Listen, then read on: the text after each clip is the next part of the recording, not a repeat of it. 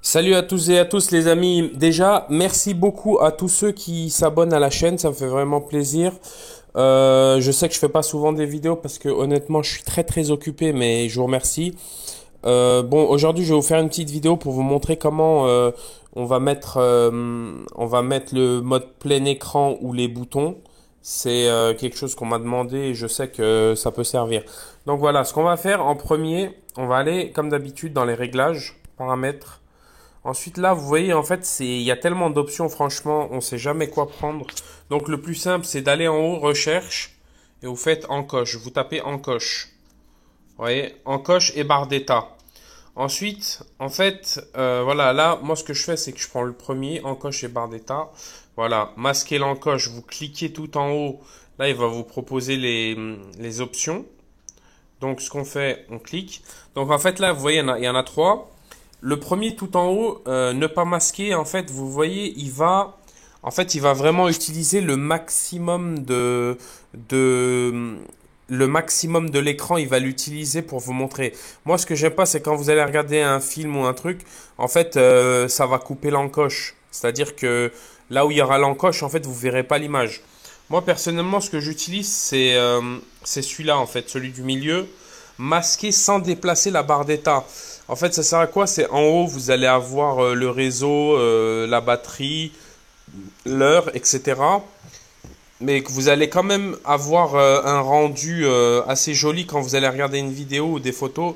C'est pour ça que j'utilise celui-là. Si vous allez en dessous et que vous mettez masquer et déplacer la barre d'état, bah en fait là, il va carrément couper. Mais en fait, ça fait moche. Vous voyez le rendu, en fait, c'est comme s'il y avait une partie de l'écran qui était coupée. C'est moche.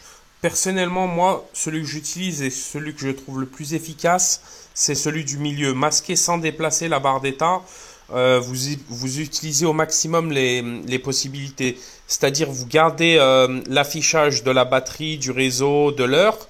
Mais en même temps, quand vous allez regarder des films, trucs comme ça, vous allez avoir une image carrée sans que l'encoche elle vous dérange. Donc voilà. Ensuite, ça c'est quand même un truc un petit peu important, c'est quelque chose que j'aime bien.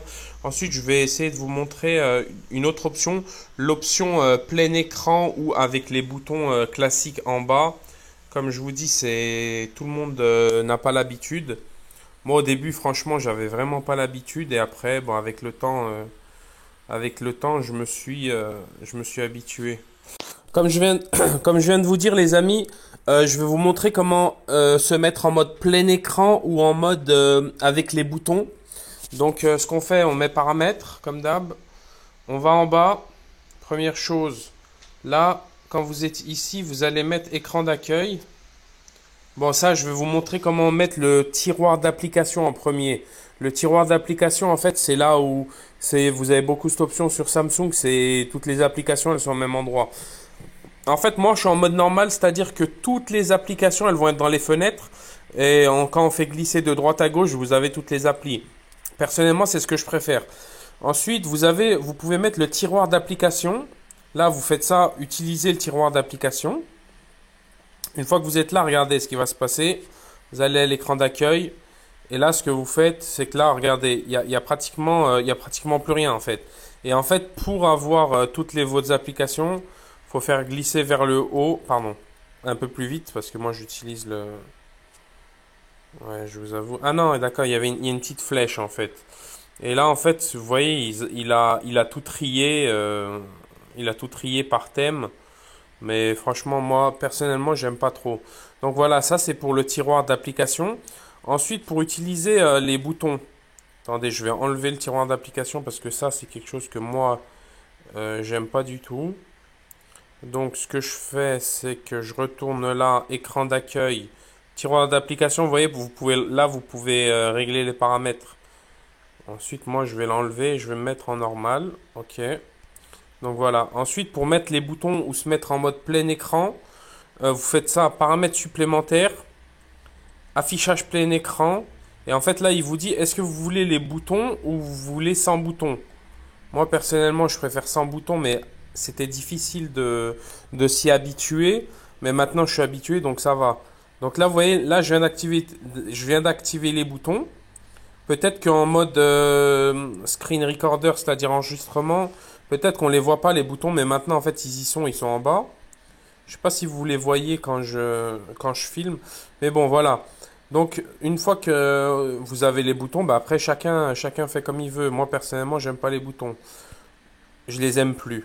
Donc voilà, là je reviens comme je vous ai dit, paramètres supplémentaires, affichage plein écran, geste plein écran.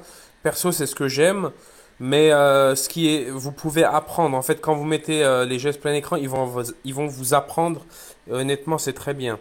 Donc voilà, moi je mets ne plus. Attendez, hop, pas maintenant. Et voilà.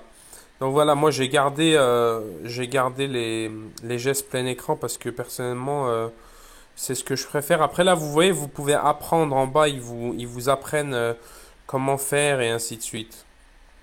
Donc voilà les amis, j'espère que cette vidéo elle va vous servir à profiter de votre téléphone. Et merci à tous ceux qui s'abonnent et puis et les likes, ça fait plaisir. Comme vous savez, moi ça me prend un peu de temps, mais voilà, ça me fait plaisir d'apprendre à ceux qui ont un peu de mal à utiliser leur téléphone Xiaomi. Allez, à bientôt les amis, ciao.